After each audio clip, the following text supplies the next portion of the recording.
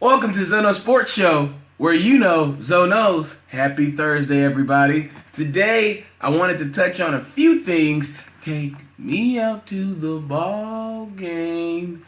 The ALCS, the Indians, they get it done. Gentlemen sweep of the Blue Jays. They end up winning that series 4-1. Now, the pitching was key for this game, okay? The Indians, they had everybody pitch in Game 4. Everybody came out, did what they had to do. They pitched maybe 1 1/3 or half of an inning, but everybody contributed. This is a team that I see who's mocking the Cleveland Cavaliers and what they did by depending on their stars, which is people like Trevor Bauer, who actually cut the finger, and people like Corey Kluber, who didn't even play great in this series. But everybody as a whole, Lindor, Kipnis, Napoli, people are hitting, people are getting it done.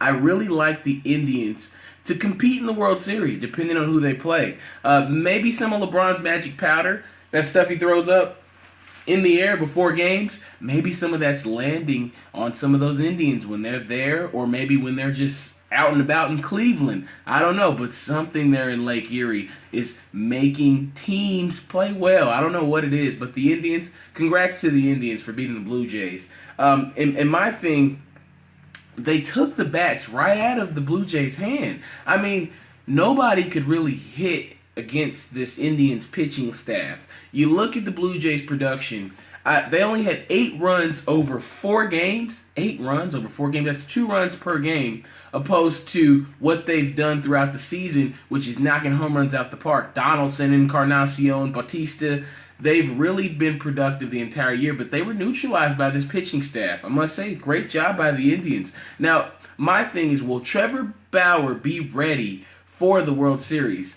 I know he cut his hand on his little droid, his drone. So I'm curious to see, will he be available? Will that pinky heal? Because the other night it was gushing. We all know that. Also, the NLCS tied 2-2. The Cubbies cooking hits. We knew they were back at it. Now, the Cubs finally started to get hits last night. Scored 10 runs after struggling early on in this series against Kershaw. They really opened everything up. Rizzo, he used the boy Scherzer's bat. It's a bat rental. He hit a homer with that. Rizzo's hitting now. Hayward, Contreras, Russell had a home run. People are making plays now in that lineup. They finally got out of the slump. So I will say that maybe the Dodgers are the curse. Because if the Cubs get to the World Series, and it's kind of like make it, take it, make it, break it. They make it to the World Series, I say the curse is already broken because 100 wins, I don't care how good the Cleveland Indians are, I still like the Cubs to win the Cubs to win the World Series. I like the Cubbies to win it. Kershaw, can he channel Mad Bum's energy? Him pitching well in the postseason for these Dodgers, I really think him being out and being hurt for most of the year in the middle part really helped save him for down the stretch. So he should have plenty of juice to pitch on short days rest if need be. In a 7-game series, Clayton Kershaw, I'm pitching him Game 5, and Game 6 he'll rest, but Game 7 he's my closer if we pitch well enough throughout the game. I've got to get Clayton Kershaw on the mound as much as I can because if I'm the Dodgers, I know he's my only chance against this Cubs team to get to the World Series. Who cares about getting to the World Series, saving it for that? You got to make it there first. So I really think that they've got to find a way to use Kershaw a lot and effectively down the stretch these last 2 or 3 games. He's got to pitch in 2 of them. That's my personal opinion. You may say, oh, that's a lot. That's what Kershaw has to do for the Dodgers to be successful against the Cubbies because they were out of that slump. Now, what I wanted to talk about as far as college football goes today are halfway heroes for the season. Obviously, everybody's seen the first half of the season, the first 6 games. We know who's good. We know who's not. I'm a defensive guy. I played linebacker in college. Best defense, Alabama defense. They've got 10 non-offensive touchdowns. They are getting it done. They are forcing teams into bad throws, making them turn the ball over. Everybody's scoring touchdowns on that Alabama defense. So I look forward to seeing, can they continue to be as stifling as they've been? Reuben Foster, he's a machine. He takes a bite out of crime. You can't take a bite out of that sandwich, though, the Reuben, because he's someone who can read offenses. He knows how to get to the right spots. He understands angles. Oh, did that just die? Just like Alabama may kill Texas A&M on Saturday. Well, I will tell you that Minkah Fitzpatrick had 3 picks last year against Texas A&M, and Eddie Jackson, he's been returning a lot of punts for them. That secondary, they do a lot of different things for Alabama. So I look forward to seeing, can Alabama be the team that goes as far as they're supposed to go, which everyone expects them to make it to the playoff, but they've got to win these games. They've got to beat teams like Texas A&M, who are other top 10 teams, which they've shown thus far they can do that efficiently and effectively. So I really look forward to seeing Alabama progress throughout the season goes, because that defense is just really rough and tough. Best offense, obviously, is Louisville's offense. Lamar is the star. He's got more tricks than Javar, and this is not Aladdin. This is straight football. Louisville, he's led them in rushing and passing, and he's been lighting up the country the entire year. However, they were number one. They've been number one in scoring. They're still number one in scoring. However, but they've cooled off a little bit. It's 36 against Clemson, 24 against Duke last week. I don't know. How chilly will this offense get? Have they fizzled out? However, based on what they did the first 3 or 4 weeks, I got to say, they are clearly heads above everyone else as far as offense goes, with Jamari Staples and, Brandon Radcliffe. They've played at a extremely high level, that offense, but can they keep it up? Hicatini as well, of the tight end. So we'll have to see, can Louisville sustain that, win out, and possibly get into the playoff? I don't think they can, but who knows? A lot of stuff can happen down the stretch.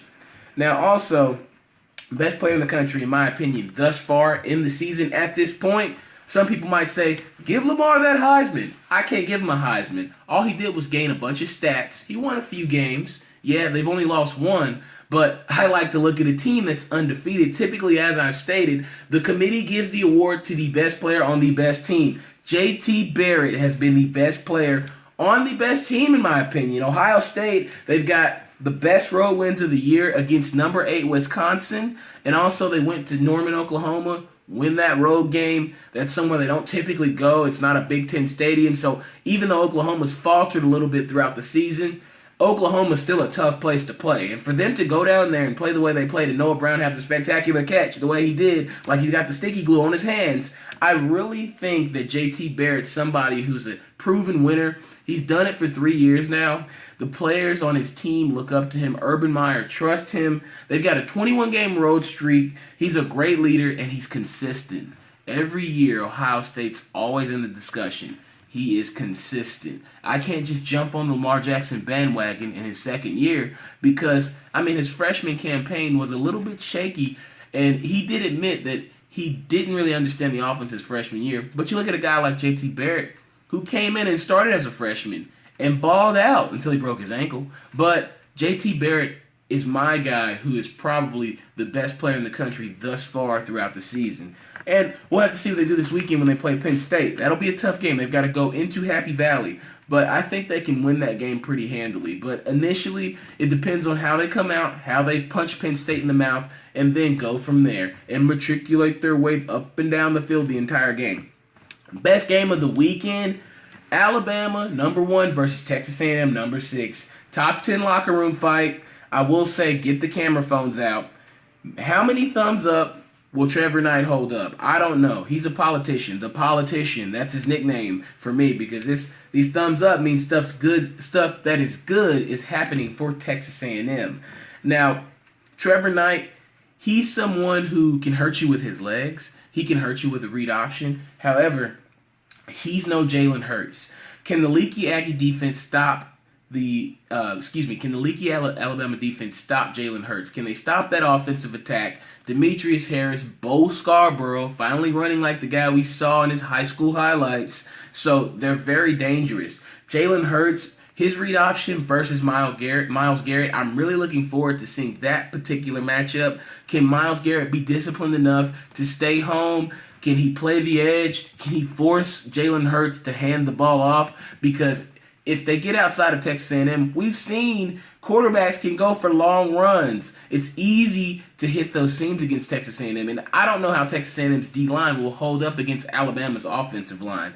And I don't know how their offensive line will hold up against Alabama's defensive line because, let's face it, Alabama, with Jonathan Allen and the rest of those guys, has a lot of talent on that D-line, and they're going to put a lot of pressure on Trevor Knight.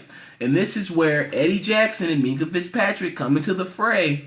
Will they be the ones to take all those picks, scoop the fumbles, return punts? Those are the two guys that I think make the biggest difference once the D-line does their job. So we'll definitely have to see. That's the key to the game. Hold on to the football like your life depends on it, Texas A&M. If you want a shot to win, don't let Minkah Fitzpatrick get 3 picks, 3 interceptions as he did last year.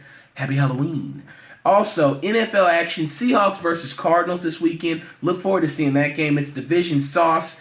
David Johnson looks like NASCAR Jimmy's cousin. He's leading the NFL in rushing touchdowns, yards, and fantasy points. I'm kind of salty I didn't pick him up.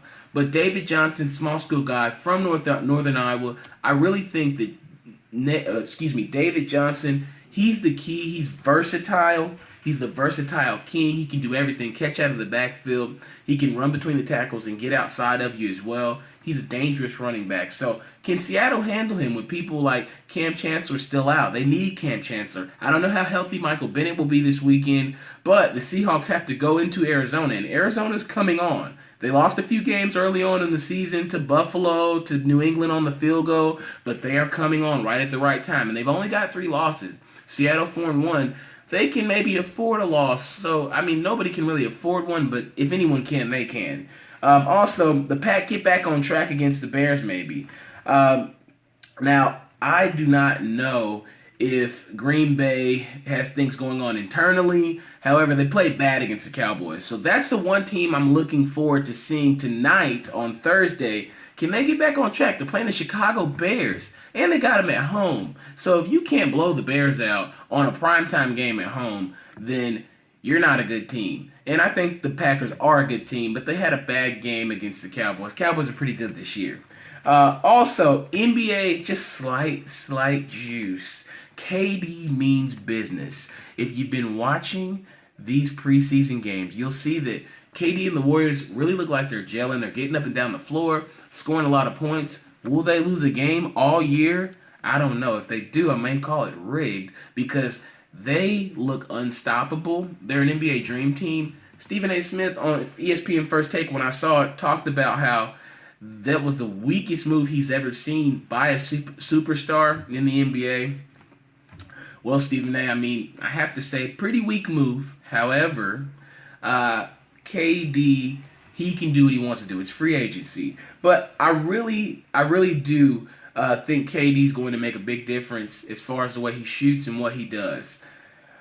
Also, Derrick Rose, he gets off. Not good for him and the Knicks. This whole situation with the rape situation that supposedly transpired that he was convicted for, but he was, charged for, but he was not convicted. He was released, let off. Now, how will this distract Derrick Rose? He's had a couple knee injuries. It's kept him in and out of the lineup for years. However, how will this affect his basketball game? They say he won't play in the last preseason game, but he will play in the opener. So, Derrick Rose, are you focused, sir? What will happen? What will we see from your Knicks? Porzingis, Derrick Rose, Melo. What will we see from the Knicks? I really look forward to seeing how they'll gel as a team. But will this incident affect Derrick Rose on the court, his play? I don't know. It's a sad case, sad situation. We don't know what happened. But we'll have to see how the Knicks do. Because Melo, he does need help. That's why they got you, Mr. Rose. Now, next show, next Tuesday. NBA starts next Wednesday. So Tuesday, it'll be hoops. All hoops talk. Just hoops talk. In my Gucci voice. Next Tuesday, we'll be talking about the NBA. Who's hot, who's not, who's going to make a big splash, who's not, who's out, who should be in. We'll talk about all that. Who could win the NBA Finals, who will win MVP, any questions you want to know, we'll have them answered. Zoe knows those answers. So make sure you tune in next week to the Zoe Knows Sports Show. Thank you for watching.